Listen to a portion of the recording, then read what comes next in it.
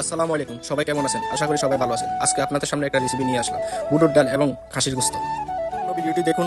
এখন আমি দিতেছি পেঁয়াজ কুচি, অবশ্যই আপনারা রেসিপিটা বানিয়ে দেখবেন। এখন আমি দিব টমেটো কুচি আর 5-6টা মরিচ দিব। কে কিরকম জাল খান জানি না, আমি একটু জাল বেশি খাই। তারপরে দিব একটু বাদ দিতাম গেছিলাম, প্রথম মরিচগুলো ফেলে দিয়েছি, পরে আবার দেখানোর জন্য আমি মরিচগুলো দিলাম। আদা রসুন বাটা দিয়ে দিলাম।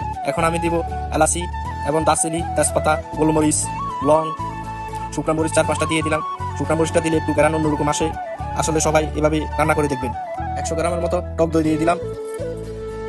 এখন আমি দিয়ে দিব হলুদের গুঁড়া 2 চামচ, মরিচের গুঁড়া 2 চামচ। কেউ কিরকম জাল খান জানি না, আমি একটু জাল বেশি খাই। এখন দিয়ে দিলাম গরম মশলা।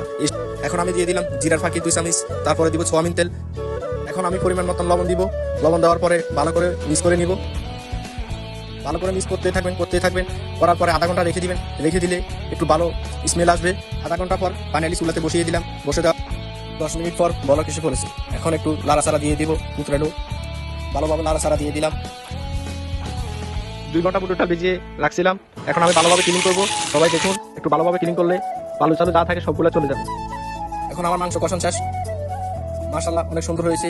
আধা ঘন্টা কষানোর পরে এখন আমি বুটের ডাল উপরে দিয়ে দেবো। বুটের ডাল দেওয়ার ভালোভাবে একটু লাড়াচাড়া দিয়ে দিব। লাড়াচাড়া দেওয়ার পরে আমি এখন ঢাকনা দিয়ে দিব। 5 মিনিট পর লাড়াচাড়া দিয়ে গরম পানি এখন আমি দিয়ে দিব। গরম পানি 2 কাপের মতো দিয়ে দিব। ফাইনালি আধা ঘন্টা পর আমার তরকারি হয়ে গেছে। এখন আমি ধনিয়া পাতা দিয়ে দিব। দেওয়ার পর লাড়াচাড়া দিব। লাড়াচাড়া এখন আমি খাবো।